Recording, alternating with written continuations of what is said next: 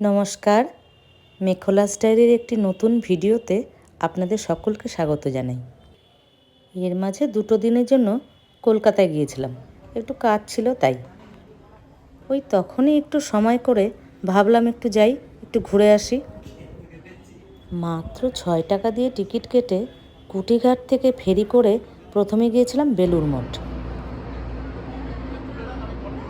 সকাল সকালই বেরিয়ে পড়েছিলাম বেলুড় মঠের উদ্দেশ্যে। বহু বছর হলো গঙ্গায় এইভাবে লঞ্চে করে যাচ্ছি, দারুণ লাগছে।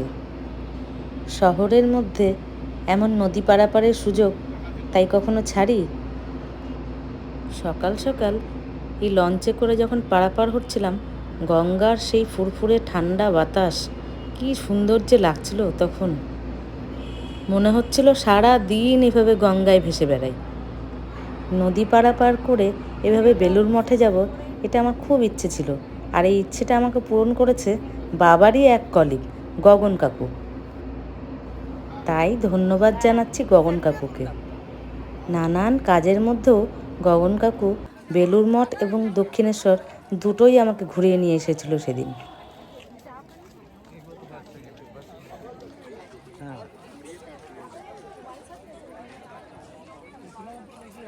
সেই দিন আবহাওয়াও খুব সুন্দর ছিল, একটু ঠান্ডা ঠান্ডা আবার একটু উষ্ণতা। সামনেই ঠাকুরের স্থান, আর চারিপাশে ফুলের বাগান, গাছপালা আর গঙ্গার হাওয়া।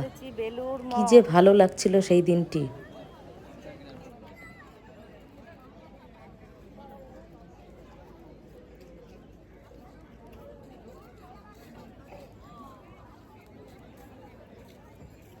বেশ কিছু জায়গায় ফটোগ্রাফি নিষিদ্ধ ছিল। আমি দূর দূর থেকেই যতটা সম্ভব কিছু ফটো ভিডিও তুলেছিলাম।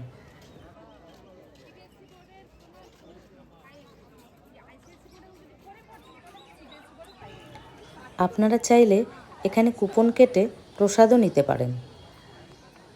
দুপুরে কয়েক ঘন্টার জন্য মঠের দরজা বন্ধ থাকে।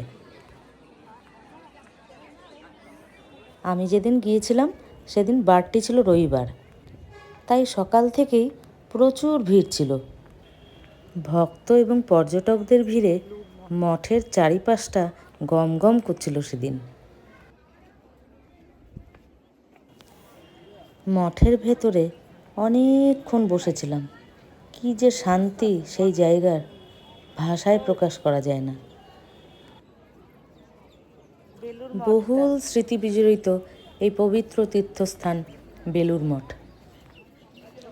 সেই ছোটবেলা থেকেই শ্রী রামকৃষ্ণ পরমহংসদেব, মা শারদামণি এবং স্বামী বিবেকানন্দের নানান গল্প কথা শুনেই আমরা সমৃদ্ধ হয়েছি।